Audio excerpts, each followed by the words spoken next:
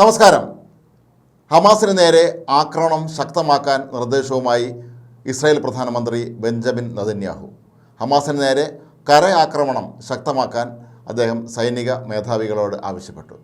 പാർലമെൻറ്റിൽ നടത്തിയ പ്രസംഗത്തിലാണ് നെതന്യാഹു ഇക്കാര്യം വെളിപ്പെടുത്തിയത്. ഇത് നീണ്ട യുദ്ധമായിരിക്കും, പോരാട്ടം അവസാനിപ്പിക്കാറായിട്ടില്ല, വിജയം കാണും വരെ പോരാട്ടം നടത്തുമെന്നും നെതന്യാഹു പറഞ്ഞു. ഗാസയിൽ യുദ്ധത്തിലേർപ്പെട്ടിരിക്കുന്ന ഇസ്രായേൽ സൈനികരെ സന്ദർശിച്ചതിന് ശേഷം മടങ്ങിയെത്തി പാർലമെൻറ്റിലാണ് നെതന്യാഹു ഈ പ്രസ്താവന നടത്തിയത്. വരും ദിവസങ്ങളിൽ കൂടുതൽ ഇടങ്ങളിലേക്ക് ആക്രമണം വ്യാപിപ്പിക്കും. ഗാസയിൽ ഹമാസ് ബന്ദികളാക്കിയിരിക്കുന്ന 100ഓളം ഇസ്രായേൽ പൗരന്മാരെ സൈനിക സമ്മർദ്ദം ചെലുത്താതെ മോചിപ്പിക്കാനാകില്ലെന്നും നെതന്യാഹു ചൂണ്ടിക്കാട്ടി. ഗാസയിൽ ഹമാസ് ബന്ദികളാക്കിയവരെ രാജ്യത്ത് തിരികെ എത്തിക്കാൻ ഇസ്രായേൽ എല്ലാ ശ്രമവും നടത്തും. അതിൽ വിജയം കാണും വരെ യുദ്ധം തുടരും. അതല്ലാതെ ഇസ്രായേലിന് മുന്നിൽ മറ്റൊരു പോംവഴി ഇല്ല എന്ന് നെതന്യാഹു കൂട്ടിച്ചേർത്തു. യുദ്ധം അവസാനിപ്പിക്കണമെന്ന് രാജ്യാന്തര തലത്തിൽ സമ്മർദ്ദം ശക്തമാകുന്നതിനിടെയാണ് ഗാസയിൽ കരാക്രമണം വിപുലീകരിക്കാൻ നെതന്യാഹു നിർദ്ദേശം നൽകിയിരിക്കുന്നത്. അതിനിടെ പാർലമെൻറ്റിൻ്റെ സന്ദർശക ഗാലറിയിൽ ഹമാസ് ബന്ദികളാക്കിയ ഇസ്രായേൽ പൗരന്മാരുടെ ബന്ധുക്കൾ പ്രധാനമന്ത്രി ബെഞ്ചമിൻ നെതന്യാഹുവിനെതിരെ പ്രതിഷേധമുയർത്തി. പ്ലക്കാർഡുകളും മറ്റുമായിട്ടാണ് അവർ സഭയിലെത്തിയത്.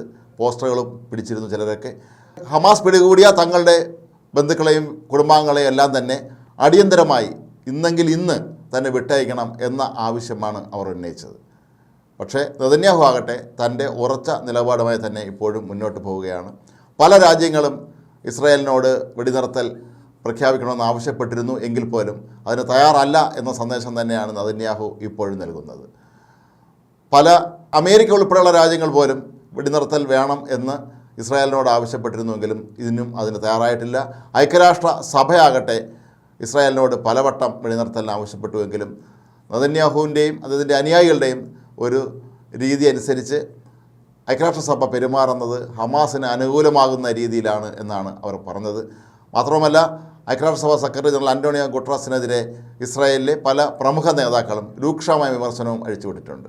ഏതായാലും കരയാക്രമണം കൂടി ശക്തമാക്കുന്നതോടെ ഹമാസിൻ്റെ നില കൂടുതൽ പരുങ്ങലിലാകും എന്ന് തന്നെയാണ് ഇസ്രായേൽ സൈന്യവും ഇസ്രായേലിലെ സർക്കാരും കരുതുന്നത്.